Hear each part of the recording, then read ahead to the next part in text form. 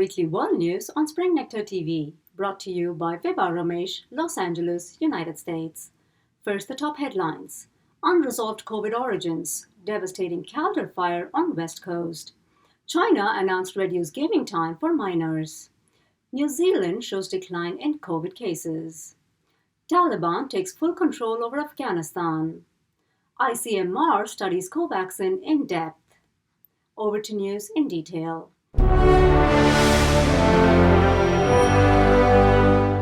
The debate within the Biden administration on the origins of COVID-19 culminated on Friday with the failure of the U.S. intelligence community to resolve whether a Chinese laboratory incident was the source of COVID-19. To this extent, the Office of the Director of National Intelligence turned in the report without a satisfactory response to the source of COVID-19. However, in President Joe Biden's words, critical information about the origins of this pandemic exists in the People's Republic of China. Yet, from the beginning, government officials in China have worked to prevent international investigators and members of the global public health community from accessing it. The world deserves answers, and I will not rest until we get them. Meanwhile, the United States ended its 20-year military presence in Afghanistan with the final evacuation on Tuesday.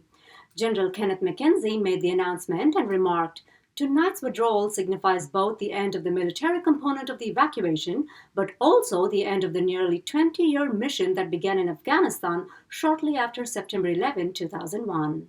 It is a mission that brought Osama bin Laden to justice along with many of his al-Qaeda conspirators. The cost was 2,461 U.S. service members and civilians killed and more than 20,000 who were injured. We honor their sacrifice today as we remember their heroic accomplishments."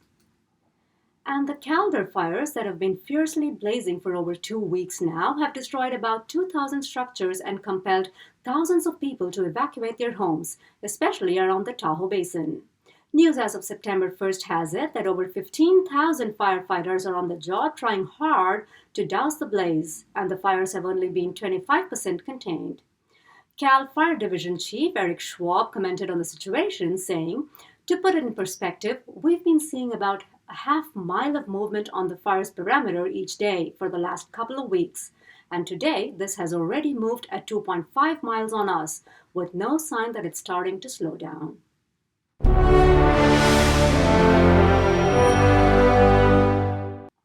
If fires posed a threat to the West Coast, Hurricane Ida targeted the southeast as it lashed New Orleans. Subsequently, over 1 million residents were left without power on Monday as Ida hit Louisiana at a speed of 150 miles per hour. The monster storm struck on Sunday, and almost 5,000 National Guard troops were deployed to conduct rescue operations. And by Monday, the city painted a picture of fallen trees, torn roofs, and debris-blocked roads. As of Tuesday, the total number of fatalities stood at 6. However, the number was expected to go up, and it did. The remnants of Ida took several parts of the Northeast by surprise as it brought with it heavy rains and floods. The impacted states included New York, New Jersey, Maryland, Connecticut, and Pennsylvania. The sudden downpour took with it at least 25 lives.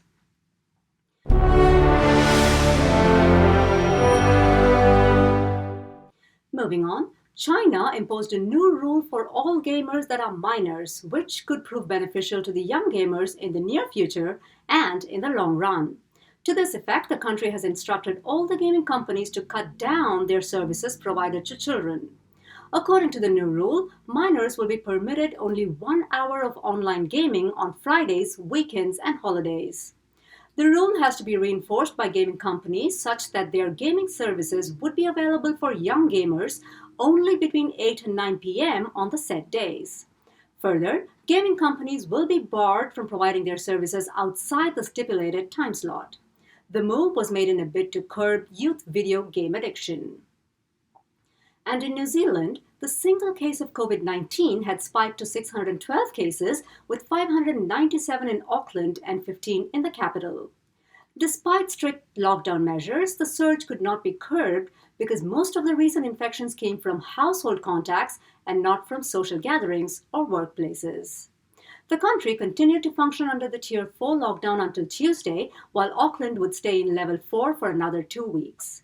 That said, starting Tuesday, the country started showing a decline in cases across 3-day averages, which goes to say that Prime Minister Jacinda Ardern's elimination strategy seems to be working.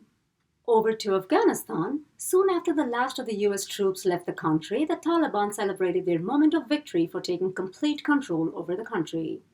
Their celebration was marked by gunshots that reverberated across the war-torn nation. Their triumph resounded loud and clear as one Taliban spokesman said, "The world should have learned their lesson, and this is the enjoyable moment of victory." The Taliban forces took positions at the borders and airport as one fighter remarked, "The last 5 aircraft have left. It's over. I cannot express my happiness in words.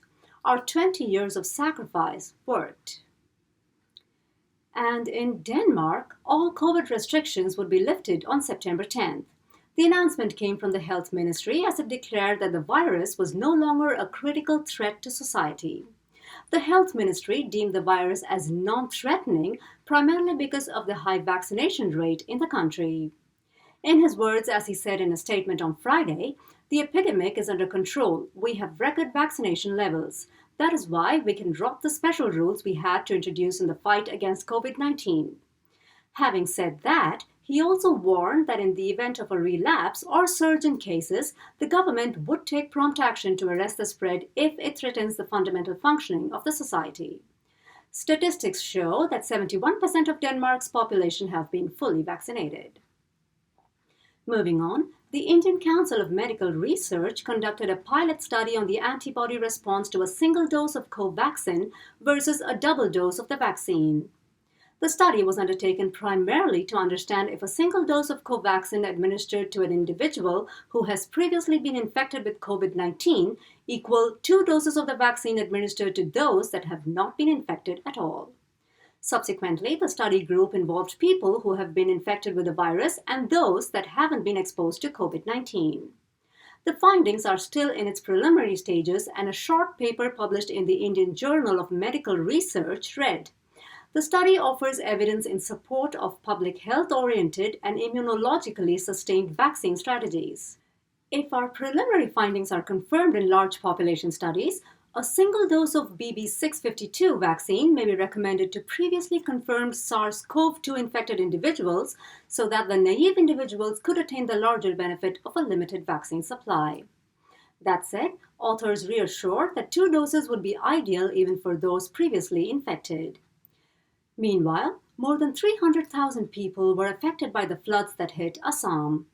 The intensity of the floods diminished by Monday, but not before taking away 2 lives and evacuating over 500 people. Authorities promptly stepped in and set up 44 relief camps across 10 districts. In another instance, farmers in Haryana engaged in strong protests demanding a judicial probe into the death of Sushil Kajol. Kajol was a fellow protester who succumbed to the physical violence shown by the state police. The deceased was known to have died due to internal hemorrhage after he was beaten up by the police, and demonstrators have vowed to create unrest and chaos if the authorities do not consent to a judicial probe. And Brazil was struck with terror in the early hours of Monday as it witnessed a bank heist. While Brazil is not new to bank heists, this operation was marked with violence and brazenness. Men dressed in black and armed with explosives took several civilians hostage as they ran their operation. Video footage showed the robbers ransacking 2 bank branches and driving away with hostages, barely grasping them from the car's rooftop. The clash killed at least 3 people. According to Sao Paulo's military police, the operation was executed by over 20 armed men who drove away in 10 cars after attacking 2 branches of a bank. Moreover, they left booby traps along the way as they made their escape. Residents were urged to stay indoors until all the explosives were detected and defused. Latest news has it that one of the assailants was killed, 1 suspect injured, and another arrested. Ending this week's report with news from the European Union.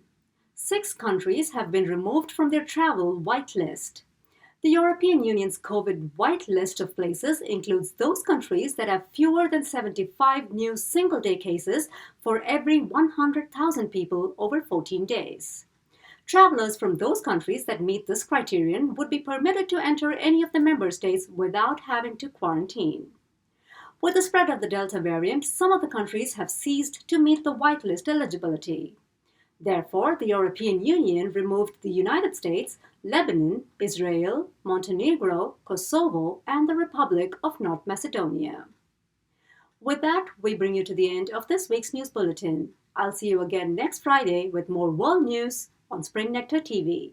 Thank you for watching. Stay safe.